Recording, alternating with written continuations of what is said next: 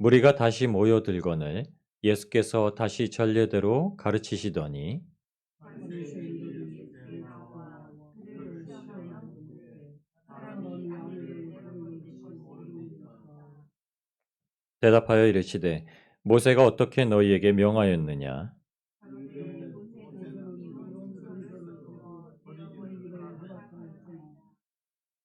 예수께서 그들에게 이르시되 너희 마음이 완악함으로 말미암아 이 명령을 기록하였거니와 남자도 그렇고 남자와 여자로 지어졌으니 이러므로 사람이 그 부모를 떠나서 그들이 함께 될지 이러한즉 이제 둘이 아니요 한 몸이니. 그러므로 하나님이 짝지어 주신 것을 사람이 나누지 못할지니라 하시더라. 이에서 제자들이 다시 이를 물으니 이르시되 누구든지 그 아내를 버리고 다른 데에 장가드는 자는 본처에게 간음을 행하며 또 아내가 남편을 버리고 다른 데로 시집가면 간음을 행함이니라. 아멘. 하나님 아버지, 오늘도 주님의 귀한 말씀을 듣습니다. 세상에서 통용되어지는 사건에 대해서도 하나하나 주님의 말씀대로 행하는 것을 오늘 마주하게 됩니다. 주님 말씀이 우리에게 삶의 지침이 되었고 우리의 생명 양식이 되었사오니 어느 것 하나도 말씀을 떠나서 생각지 아니하도록 오늘도 우리의 마음을 주장하여 주시옵소서. 귀를 기울이고 마음을 열고 눈을 뜨고 주님의 말씀을 대할 때마다 우리의 속사람이 보여지고 주님께 새롭게 하심을 얻은 새 사람을 보게 하여 주시옵소서. 모든 것 감사드리오며 거룩하신 우리 주 예수 그리스도의 이름으로 간절히 기도드리옵나이다. 아멘. 예수님께서 어제 범죄케 하지 말라 이렇게 말씀을 주시고 세상 가운데 화목하라 하신 이후에 다시 이제 가르치시는 곳으로 떠나시는데 이제 여리고 성 있는 곳까지 가시기 위해서 다시금 이방인의 지역으로 가십니다. 거기서 떠나 이제 가버나움에서 떠나셔서 유대 지경 요단강 건너편 여기 데가볼리 지역입니다. 이방인 지역 귀신 들렸던 거라사인 청년을 회복시키셨던 장소로 다시 가셔서 그곳에서 다시 이전처럼 가르치시는 사건을 보여주십니다. 오늘 이 말씀 가운데 중요한 핵심은 사람이 나누지 말라고 하시는 것입니다. 나누려고 하지도 말고 나누려고 하는 어떤 소리를 듣더라도 나누지 말아라. 이게 오늘 주님께서 주시는 말씀입니다.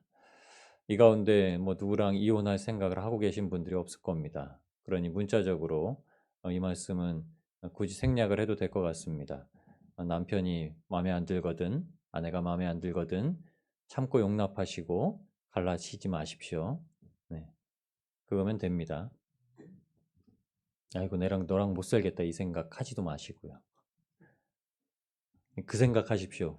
나 아니면 누가 너 데리고 살겠냐 이 생각 하시고 그냥 사시면 됩니다. 예. 예. 집사님 두 분이 그냥 아멘을 똑같이 크게 하시네. 세상 사람들이 살아가는 데는 세 가지를 지니고 살아갑니다. 첫 번째는 진리를 지니고 살아가는 사람들이 있고 그것이 저와 여러분입니다.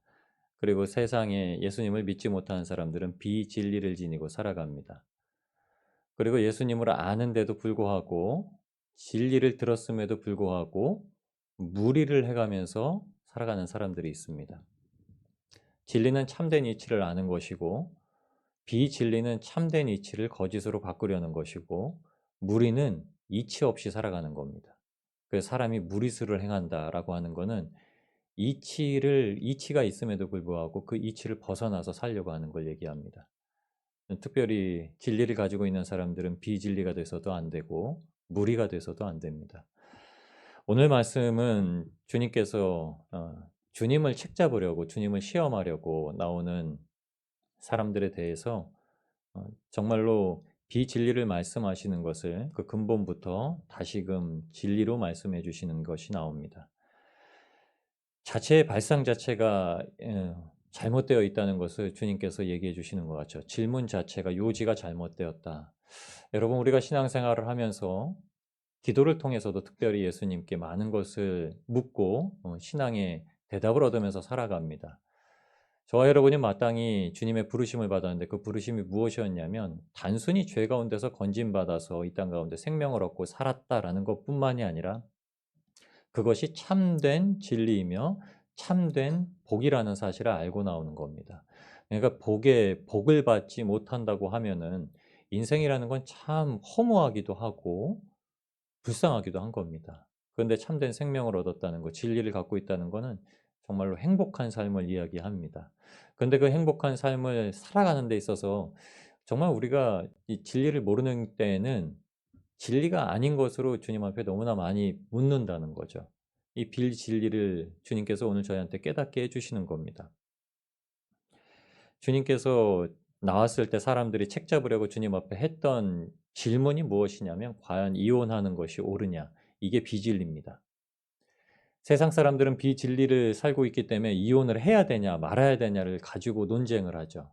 그것이 이 당시에 유대인들의 음, 모습이었습니다. 왜냐하면 그 사람들이 합법적으로 다른 여자를 취해서 이 육체적인 음행을 행하려고 했던 행동들로서 나오는 것이 바로 이혼 증서를 써주고 본처를 버리는 행동이었습니다.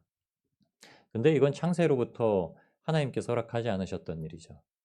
남자와 여자를 창조하신 이후에 가정을 꾸리게 부부를 만드셨을 때 부모를 떠나 한 몸을 이룰지니라라는 말씀이 하나님의 말씀이셨습니다. 그러니까 이혼을 해도 되니 말아야 되니 이 문제에 대해서는 비진리의 질문이라는 거죠. 근데 그 비진리의 질문을 가지고 사람들이 나와서 예수님께 말씀을 합니다. 그러니까 예수님은 질문 자체가 합당하지 아니하고 그 질문을 한 이유 그리고 모세가 이혼 증서를 써주게 된 배경에 대해서 얘기하고 있습니다. 여러분 율법은 어떻게 기록이 되었냐 하면 죄인들이 죄를 깨닫게 하는 목적이 주요 이것은 갈라디아에서 써 있기도 한 목적입니다. 그리고 구약에 있는 율법이 기록된 목적은 약한 자를 돌보고 보호하시기 위한 목적입니다.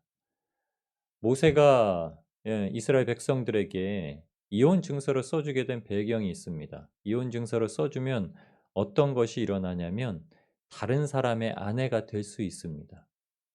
이혼 증서를 써주지 아니하고 그냥 소박을 맞으면 어디 가서 결혼도 못하고 그냥 숨어 지내서 살아야 됩니다. 근데 합법적으로 이혼 증서를 써주면 밖에 나가서 다른 사람의 아내가 될 수 있습니다. 누군가 그를 취해서 그를 보호하고 그를 먹이고 입히며 그와 자녀를 낳고 가정을 꾸리고 살 수 있도록 허락해 주는 방편입니다. 그러니까 모세가 이혼 증서를 허락했다는 것은 약자의 편에서 기록을 한 것입니다. 근데 유대인들은 지금 이 질문에 대해서 말하는 것이 과연 모세가 해놓은 그 이혼이라는 것, 이것을 선생께서는 어떻게 생각을 하십니까? 이렇게 묻는 것입니다. 여러분, 우리가 세상을 살아가면서 신앙생활 하는데 비진리의 문제 가지고 이야기할 때가 많습니다. 근데 그 비진리의 문제를 가지고 주님께서 진리로서 다시 본질을 말씀해 주시는 것이 무엇이냐면 나누지 말아라. 근데 우리는 여기서 주님께서 하신 말씀을 통해서 사도들이 깨닫고 있는 진리를 다시 한번 확인해 볼 필요가 있습니다. 바로 그리스도와 교회의 관계입니다.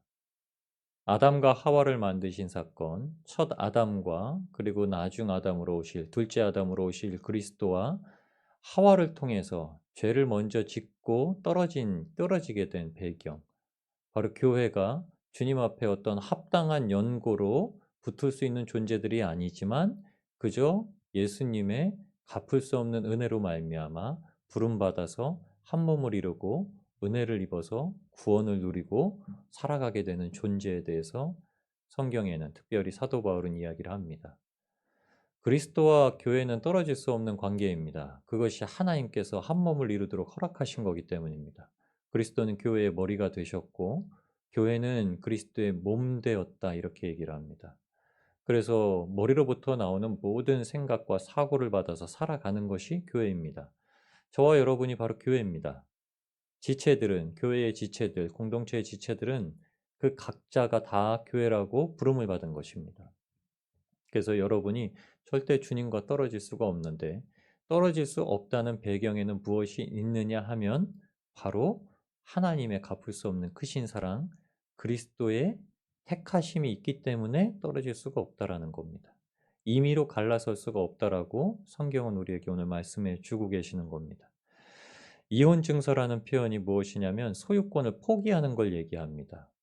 여러분, 예수님께서는 절대 저와 여러분에 대해서 소유권을 포기하지 않으십니다. 저희는 임의로 우리가 예수님을 선택할 수도 있을 것이고, 부처님을 선택할 수도 있을 것이고, 알라를 선택할 수도 있을 것이다. 그런 이런저런 신들, 하물며 일본에 가면은 만신이 존재하기 때문에 고양이도 신이고 성경책도 신입니다. 성경책도 신이어서 바닥에 성경책 떨어져 있으면 우산 씌우고 갑니다. 아주 종교성이 뛰어난 민족이에요. 일본 사람들은요. 고린도 사람 같습니다. 신이 비 맞으면 안 된다 그렇게 씌워놓고 가는 종족이에요. 보이는 모든 사물을 다 신으로 만들 수가 있습니다. 그러나 그것이 아니라 신이라는 존재는 하나님이시라 하나님은 우리에게 특별하게 죄악 가운데 있는 이들을 건져 끄집어내시고 부르시고 복을 누리게 하시는 존재이십니다. 주님의 품 안에 있을 때야 과부가 스스로 어떤 것으로서도 삶을 이어갈 수 없는데 삶을 영위할 수 있는 방편을 허락받는 것입니다. 물질을 공급받고 후대를 낳고 후대로 말미암아 기쁨을 얻게 되는 것. 그 기쁨을 얻게 되는 이야기가 바로 룻기에 나오미에게 쓰여져 있습니다. 나오미가 그 기쁨이란 뜻이죠. 예수님께서 5절 말씀에 저희에게 이르시되 너희의 마음의 완악함을 인하여 이 명령을 기록하였거니와 창조로부터 저희를 남자로 여자로 만드셨으니 이러므로 사람이 부모를 떠나서 그 둘이 한 몸이 될지니라. 하나님이 짝지어 주신 것을 사람이 나누지 못할지니라. 여러분, 주님께서 오셔서 예수님께서 세상 가운데 우리를 가르치실 때 항상 주님께서 원하신 것은 한 몸을 이루는 것이고 연합을 이루는 것입니다. 그런데 비진리, 특별히 무리수를 둔 신앙생활이 무엇이냐면 한 몸을 두 몸으로 나누고 한 생각을 두 생각으로 나누고 한 뜻을 두 뜻으로 나누는 겁니다. 그러니까 사람을 비방하는 태도, 그리고 사람을 시험하려는 태도를 갖게 됩니다. 이 사람을 시험하였다, 예수님을 시험하려고 나왔다라는 그 말이 헬라어로 페리아조라는 뜻인데 마태복음 4장 3절에 예수님을 40일 동안 줄이고 광야에 계셨던 예수님을 시험하려고 왔던 존재 사탄에 대해서 가리키는 말입니다. 시험은 두 가지입니다. 시험하는 자는 하나님께 허락을 받는 것이 첫 번째고 허락이 이루어졌다라는 것은 시험을 이길 수 있는 상황을 우리에게 먼저 알려주셨다는 겁니다. 여러분, 세상 가운데서 우리가 사람들에게 시험을 받는다. 이 말씀은 무엇이냐면 주님께서 우리에게 어떤 상황에 있어서 시험을 넘어가고 신앙의 단계를 올라서게 하시기 위해서 준비하셨다는 뜻이기도 합니다. 여러분, 세상에서 어떤 말이 들리더라도 하나를 둘로 나뉘는 일을 하지 않는 복된 여러분들이 되시길 소망합니다. 성경에는 그것을 경고하여서 무엇이라고 하냐면 당을 짓다라고 표현을 합니다. 요한계시록은 니골라라는 표현을 쓰죠. 니골라는 초대교회 7 집사로 세움받은 자 중에 하나입니다. 유대교에 입교했던 니골라. 그를 통하여서 다시 당이 형성되고 그 당 짓는 행위를 예수님께서 7 교회에게 말씀하시기를 굉장히 위험하고 불손하고 들을 귀가 없고 떨어진 것이라고 얘기를 합니다. 여러분, 사랑하는 형제자매들을 주님께서 붙여주셔서 교회로서 한 몸을 이루게 하시고 그리스도와 한 몸을 이루게 하셨다는 것을 날마다 기억하시고 아까 고백하셨죠? 그냥 나 아니면 누가 데리고 사냐라는 고백을 공동체에서도 그리고 우리가 나가서 마주하게 될 우리가 복음을 전하게 될 모든 사람들에게도 고백하는 복된 저와 여러분이 되시길 소망합니다. 그래서 나 아니면 누가 복음 전하리요? 나 아니면 누가 섬기리요? 나 아니면 누가 진리의 길로 걸어가리요? 이것이 저와 여러분에게 가장 필요한 것입니다. 왜냐하면 예수님께서 걸어가셨던 십자가의 길을 제자들은 아무도 몰랐습니다. 그래서 겟세마네 동산에 땀방울이 핏방울이 되기까지 기도하셨던 예수님의 기도가 무엇이냐면 맡겨주신 사명에 대한 소명감입니다. 저와 여러분이 맡겨주신 사명감은 어디서 나오냐면 예수 그리스도의 걸어가신 길로부터 나오는 것입니다. 그 길을 떠나서는 우리가 맡은 소명감과 사명감이 나오지가 않는 거죠. 소명은 부르심을 받았다는 뜻이고 사명은 어떤 일을 위해서 부르심을 받았다는 뜻입니다. 여러분 각자에게 하나님께서 부르신 이유와 목적이 있습니다. 가정에서는 자녀를 양육하고 잘 보듬고 생활할 수 있게 부르심을 받았고 사회에서는 그들에게 빛과 소금이 되도록 부르심을 받은 겁니다. 다 목적을 두고 부르심을 받은 겁니다. 목적이 없는 분이 없습니다. 여러분 우리가 목적을 잘 깨닫고 헤아리고 찾고 나아갈 때 주님께서 그 목적에 합당한 힘을 주시고 능력을 주시고 주님과 연합하여서 모든 일을 행하실 수 있도록 이끄실 줄 믿습니다. 오늘도 그 일을 위해서 여러분 나누이지 마시고 특별히 어제 말씀처럼 실족해 하지 마시고 범죄케 하지 마셔서 오직 주님만을 의지하시고 오늘도 살아가시는 저와 여러분이 되시길 주님의 이름으로 축원합니다. 우리가 오늘도 기도를 드릴 때 그래서 이런 질문들을 하지 마시고요. 이게 음란하고 아주 간음한 질문입니다. 비진리의 질문들은 이렇습니다. 그러니 여러분 말씀 가운데서 우리를 진리로 이끄시는 그 말씀이 무엇인지를 첫 번째 확인하시고 그 말씀으로 우리가 드릴 수 있는 기도와 주님 앞에 드릴 수 있는 질문이 무엇인지 이 질문은 굉장히 중요합니다. 말씀은 항상 질문 가지고 살아가는 겁니다. 질문이 차고 넘칠수록 신앙생활이 풍성해지고 믿음이 견고해지고 기쁨과 즐거움이 가득해지고 감사가 차고 넘치게 됩니다. 항상 진리로서 주님 앞에 묻고 주님의 응답을 받으시고 또 위로함을 받으시고 주님과 동행하시는 복된 저와 여러분이 되시길 우리를 구원하신 예수님의 이름으로 축원합니다.